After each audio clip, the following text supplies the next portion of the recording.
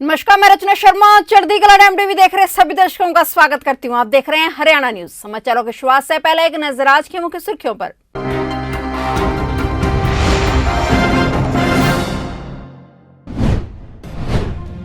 Deputy CM Dushyant Chautala ने खुद को किया आइसोलेट, सभी कार्यक्रम किए रद्द। एक दिन पहले कोरोना संक्रमित हुए पिता अजय चौटाला के साथ गए थे जयपुर। प्रधानमंत्री की सुरक्षा में हुई चूक को लेकर यमुनानगर में रोष प्रदर्शन, पंजाब सरकार के खिलाफ की नारेबाजी।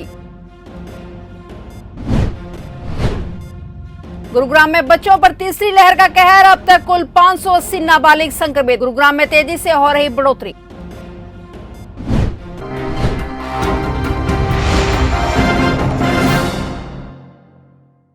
और अब समाचार विस्तार से। हरियाणा के डिप्टी सीएम दुष्यंत चौटाला ने आज के अपने सभी कार्यक्रम रद्द कर दिए हैं। उन्होंने खुद को आइसोलेट कर लिया है। वे एक दिन पहले ही अपने पिता अजय सिंह चौटाला, जो कि कोरोना पॉजिटिव मिले हैं, उनके साथ गए थे। डिप्टी सीएम को आज हिसार में कई कार्यक्रमों में शामिल होना था। रैपिड टेस्ट में उनकी कोरोना रिपोर्ट हालांकि नेगेटिव आई है। याद रहे कि डिप्टी सीएम दुष्यंत चौटाला एक दिन पहले ही अपने पिता अजय सिंह चौटाला के साथ जयपुर गए थे। इसके साथ वह हिसार में भी कार्यकर्ताओं से मिले थे। आज डिप्टी सीएम के अर्बन स्टेट स्थित आवास पर कार्यकर्ता मिलन समारोह था। इसके अलावा एयरपोर्ट व प्रशासनिक अधिकारियों के साथ मीटिंग थी। प्रेस के साथ भी कार्यक्रम रखा हुआ था, जिसे तत्काल प्रभाव से रद्द कर दिया गया है।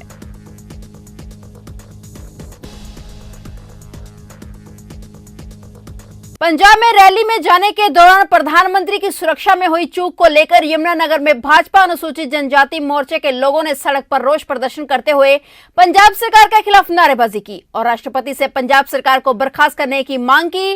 उन्होंने कहा कि पीएम नरेंद्र मोदी हाईवे पर 20 मिनट तक फंसे रहे, जो कि कहीं न कहीं उनकी सुरक्षा में चूक है, जिसको लेकर यमुनानगर की सड़कों पर उतरकर भाजपा जनजाति व अनुसूचित जनजाति मोर्चा के लोगों ने कहा कि यह पंजाब सरकार की नाकामी है। इसलिए राष्ट्रपति से मांग करते हैं कि वे जल्द से जल्द पंजाब सरकार को बर्खास्त करें।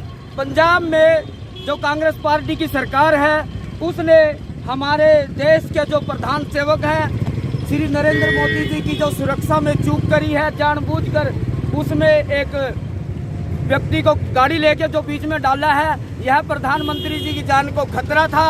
और हम देश के राष्ट्रपति जी से मांग करते हैं कि पंजाब की सरकार को तुरंत बर्खास्त किया जाए व चन्नी जी के खिलाफ पर्चा दर्ज किया जाए।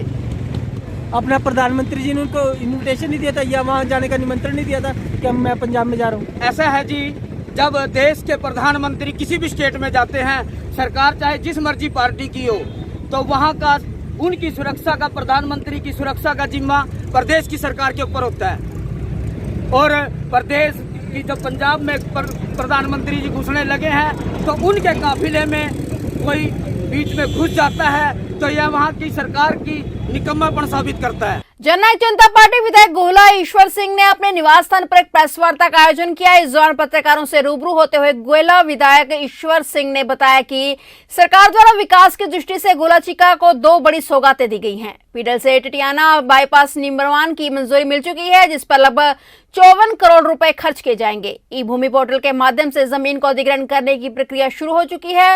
लगभग 12 किलोमीटर के बाईपास निर्माण से क्षेत्र की सूरत बदलेगी। इसके साथ साथ जल्द ही नया बस अड्डा निर्माण भी कार्य शुरू हो जाएगा। इसके लाभ प्रत्येक वर्ग को मिलेंगे। विधायक ने क्षेत्र के लिए विकासात्मक योजनाओं पर योजनाओं की मंजूरी देने पर मुख्यमंत्री मनोहर लाल व उप मुख्यमंत्री दुष्यंत चौटाला का आभार व्यक्त किया और लड्डू बांटकर खुशी व्यक्त की। विधायक ईश्वर सिंह अपने आवास पर प्रेस वार्ता को संबोधित कर रहे थे। उन्होंने कहा कि उनका बाईपास निर्माण का सपना 25 वर्ष पुराना है, जो कि अब पूरा हुआ है। बाईपास निर्माण पूरा होने पर नए उद्योग धंधे, रेस्टोरेंट, कारखाने, मिल, पेट्रोल पंप जैसे अनेक प्रकार के बिजनेस होंगे, जिससे स्थानीय लोगों को रोजगार मिलेगा। विधायक ईश्वर सिंह ने कहा कि खेलों को बढ़ावा देने और क्षेत्र के खिलाड़ियों को सुविधा देने हेतु लगभग 9 करोड़ रुपए की राशि से खेल स्टेडियम का निर्माण किया जाएगा। हमारे हल्का गोला को बहुत बड़ी सरकार ने सौगात दी है कि चीका की बाईपास मंजूर की है कल सरकार ने, और उससे पहले कि बस अड्डा जिसकी बहुत ज़्यादा ज़रूरत भी थी, उसको मंजूर किया है। इसी प्रकार से स्टेडियम, उसकी तो धनराशि भी आ गई है। तो ये बहुत बड़े प्रोजेक्ट थे हमारे, जिसमें बाईपास जो है ना और बस अड्डे की अहम भूमिका है। तो मैं आभारी हूँ मुख्यमंत्री जी का और डिप्टी चीफ मिनिस्टर दुष्यंत जी चौटाला जी का बहुत आभारी हूँ कि अति पिछड़ा इलाका था गोला, अब वो अग्रणी होते जा रहे हैं। इस ई भूमि पोर्टल के माध्यम से 60 एकड़ ज़मीन सरकार ने ली है और जिस पर कोई 29 करोड़ के लगभग जो है इस पर लागत आएगी। इसमें चीका, बदसूई, हरिगढ़, किंगन, कल्लर माजरा, पीडल, टिटियाना, ये गांव इस भूमि के जो है प्रयोजन में खरीद आएंगे सारे के सारे। मैं ये बात कहना चाहता हूँ कि अब गोला एक चीका की, विशेष करके चीका शहर की दशा दिशा बदलेगी, एक नया चीका का रूप धारण करेगा। बाईपास बनने से लोगों को, व्यापारियों को व्यापार बढ़ेगा, आमजन को सुविधा मिलेगी यातायात की। यहाँ बड़े बड़े मिल लगेंगे, कारखाने लगेंगे, बड़े जो है ना प्रोजेक्ट तैयार होंगे। इस पे होटल आने वाले ज़माने के अंदर बहुत बड़े बड़े होटल होंगे, इस पर शिक्षण संस्थाएं खुलेंगी। तो इससे जहां सरकार ने ध्यान दिया चीके की तरफ, उसके लिए मैं बहुत आभारी हूँ।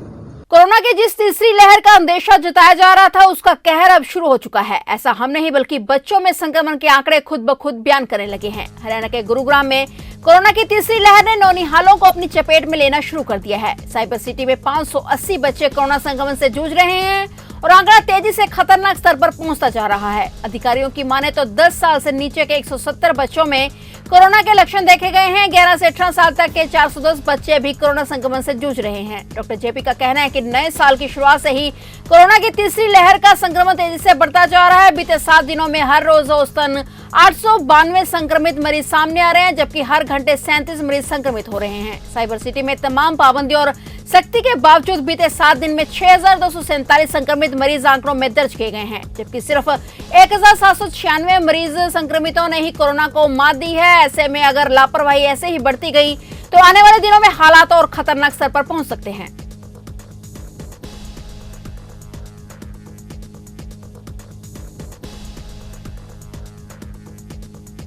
फरीदाबाद के बल्लभगढ़ तहसील में खुद सरकारी कर्मचारी ही सरकार के आदेशों की धज्जियां उड़ा रहे हैं। आपको बता दें कि बीते दिन शाम को 6 बजे के बाद बल्लभगढ़ की तहसील में अवैध रजिस्ट्री हो रही थी। जैसे ही मीडिया ने वहां पर कैमरा चलाना शुरू किया, वैसे ही महज कुछ ही मिनट में रजिस्ट्री ऑफिस बंद करके अधिकारी रफू चक्कर होते नजर आए। हरियाणा में लगातार कोरोना वायरस बढ़ता जा रहा है, जिसको देखते हुए हरियाणा सरकार ने शाम को 6 बजे के बाद हरियाणा के फरीदाबाद, गुरुग्राम सहित 5 जिलों में मिनी लॉकडाउन लगाया है, जहां पर शाम को 6 बजे से लेकर और सुबह 5 बजे तक सिर्फ एसेंशियल सर्विस को छोड़कर तमाम चीजें बंद रहनी है। बावजूद इसके फरीदाबाद के बल्लभगढ़ तहसील में 6 बजे के बाद सरकारी बाबू रजिस्ट्री ऑफिस खोलकर धड़ल्ले से अवैध रजिस्ट्री करते हुए नजर आए। इतना ही नहीं, 6 बजे के बाद लगातार पब्लिक डीलिंग होती रही और मोबाइल की लाइट जलाकर लोग रजिस्टर ऊपर फोटो चिपकाते हुए कैमरे में कैद हुए। जैसे ही मीडिया का कैमरा सरकारी बाबुओं को नजर आया, वैसे ही सरकारी बाबुओं में हड़कंप मच गया और महज कुछ ही सेकंड में सरकारी दफ्तर पर ताला लगाकर सरकारी बाबू तहसील से 9-2-11 होते नजर आए। तहसीलदार साहब हैं,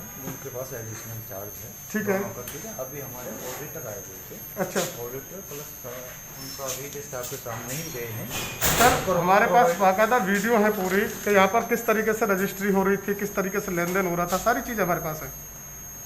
सर जो मैं आपको बता रहा हूँ, नहीं, हम जो बता रहे हैं वो सब लॉकडाउन भी है, उसके बाद में भी ये सारी चीज़ छोड़िए। रजिस्ट्री 5 बजे के बाद बंद हो जाती है, सर्वर बंद हो जाते हैं, फिर भी रजिस्ट्री हो रही है यहाँ पे। कोई नहीं, अभी बंद कर। अच्छा, बंद कर रहे हैं अब। चलिए एसडीएम साहब, शाम को बीते शाम 6 बजे के बाद जो रजिस्ट्री ऑफिस है वो खुला रहा, वहाँ पर काम होता हुआ नज़र आया। सर, आपके संज्ञान में पहुँचा ये मामला? नहीं, अभी आपके माध्यम से मेरे को इसके बारे में पता चला है। हालांकि कल मैं भी यहाँ से 5:45 बजे के आसपास गए हूँ तो तब तो मेरे संज्ञान में था नहीं। आपने मुझे वीडियो वगैरह ये फुटेज वगैरह दिखाई है और इसकी हम गहनता से जांच करेंगे। जो भी दोषी होगा उसके खिलाफ सख्त कार्रवाई की जाएगी। तो क्या लगता है 6 बजे के बाद सरकार के आदेश है कि भाई मिनी लॉकडाउन लग जाता है, ऐसे में कोई पब्लिक डीलिंग नहीं होती? नहीं, पब्लिक डीलिंग वैसे तो कोई सवाल बनता नहीं है, क्योंकि जो हमारा कंप्यूटर है वो 5 बजे बंद हो जाता है। सॉफ्टवेयर में ही प्रोविज़न नहीं है कि 5 बजे के बाद वो चलेगा। अगर उसके बाद कोई अपना होमवर्क उस पर कर रहे होंगे या कोई फाइल कोई या रिकॉर्ड में कहीं चढ़ा रहे होंगे तो इसकी जांच कीजिए। फरीदाबाद के एक निजी अस्पताल में हरियाणा का पहला हार्ट ट्रांसप्लांट करने का मामला सामने आया है, जहां के डॉक्टरों ने मात्र 3 घंटों में महिला का हार्ट ट्रांसप्लांट करने में कामयाबी हासिल की। इस हार्ट को गुजरात के वडोदरा से चार्टर्ड प्लेन के द्वारा दिल्ली लाया गया था, जहां से लाने के लिए 40 किलोमीटर तक का ग्रीन कॉरिडोर बनाया गया था। सफल ऑपरेशन होने के बाद अस्पताल के डॉक्टरों ने जहां इसे एक बड़ी सफलता बताया, तो वहीं उन्होंने फरीदाबाद, गुड़गांव और दिल्ली पुलिस का ग्रीन कॉरिडोर बनाने के लिए धन्यवाद किया और कहा कि ग्रीन कॉरिडोर बनाने के चलते हार्ट समय पर अस्पताल पहुंचा और यह सफल ऑपरेशन समय पर सफल हो पाया। लेकर के आना, यहाँ लगाना लॉजिस्टिकली तो बहुत ही कठिन रहा। आपको यहाँ से टीम तैयार करना, एयरपोर्ट पे सारा कोऑर्डिनेशन करना, वहाँ से प्राइवेट जेट अरेंज करना, जेट को जाके वहाँ पे वेट करना, वहाँ से टीम को दूसरे अस्पताल में जाके ऑपरेट करके हार्ट निकालना और फिर जर्नी में वापस आना। लेकिन आसान काम तो हर कोई करते हैं, कठिन काम ही चैलेंज होता है। तो कितना समय लग गया सर इसको ट्रांसप्लांट करने में टोटल? आई थिंक कि 6 घंटे का विंडो होता है, 5-6 घंटे का विंडो, उस विंडो के अंदर हमने कंप्लीट कर लिया। अभी महिला की हालत कैसी है उनकी? मैं कहूँगा स्टेबल है बट क्रिटिकल है, अभी तो उससे ज़्यादा कहना मुश्किल है। सर जैसे कि फरीदाबाद, गुड़गांव, दिल्ली 3 वो पड़े, तो आपने ग्रीन कॉरिडोर बनाया, किसकी मदद ली और कितना धन्यवाद? ये हमने तीनों जगह के पुलिस एडमिनिस्ट्रेशन की मदद ली, डिस्ट्रिक्ट एडमिनिस्ट्रेशन की मदद ली और एक बार फ़ोन करने के बाद हमें किसी को ये रिमाइंड करने की ज़रूरत नहीं पड़ी। हमने एक व्हाट्सएप ग्रुप बना दिया और जैसे जैसे प्लेन वहाँ से टेक ऑफ हुआ उनको पता था, मिड एयर में था तो पता था, कितने बजे लैंड हो रहा है ये पता था। लैंड किया और उसके बाद सारा कुछ हमारे लिए ऐसा था कि दिल्ली एयरपोर्ट से फरीदाबाद के बीच में हमारे एम्बुलेंस के लिए कोई ट्रैफिक नहीं थी, कोई ट्रक नहीं था, कोई कार नहीं थी। और मैं तो समझता हूँ कि ये पुलिस का दोनों स्टेट और जिलों के पुलिस का कमाल का काम था। हरियाणा में यूरिया खाद की किल्लत को लेकर जहां किसान परेशान है, वहीं ब्लैक मार्केटिंग करने वाले लोग व अधिकारियों की मिलीभगत से खाद का स्टॉक करके उसे महंगे दामों पर बेच रहे हैं। इसे सब्सिडी के रूप में मिलने वाली राशि को लेकर सरकार को भी चूना लगाया जा रहा है। यमुनानगर में 28 दिसंबर को पुलिस को 1520 बोरी यूरिया खाद अवैध रूप से स्टॉक किया हुआ एक गोदाम मिला, जिसके बाद पुलिस और कृषि अधिकारियों की मौजूदगी में उस गोदाम को सील कर दिया गया। लेकिन सील किए गए इस गोदाम से 1187 कट्टे यूरिया खाद गायब हो गया। अब पुलिस और कृषि अधिकारियों पर सवाल उठ रहे हैं। कृषि विभाग के deputy director doctor Jaswinder Singh Saini का कहना है कि विभाग द्वारा सैंपल लेने के बाद और खाद के कट्टे की गिनती के बाद उसकी सुपुर्दगी पुलिस को कर दी गई थी। पुलिस को उसकी रखरखाव व देखरेख करनी थी, जिससे कहीं न कहीं लापरवाही बरती गई है। वहीं पुलिस ने खाद के कट्टे चोरी करने का मामला दर्ज किया। चौगादरी सदर थाना प्रभारी सतनाम सिंह ने बताया कि यूरिया खाद चोरी होने के आरोप में दीपक व उसके पिता के खिलाफ मुकदमा दर्ज करवाया गया। चोरों को पकड़ने के लिए टीमों का गठन किया गया है।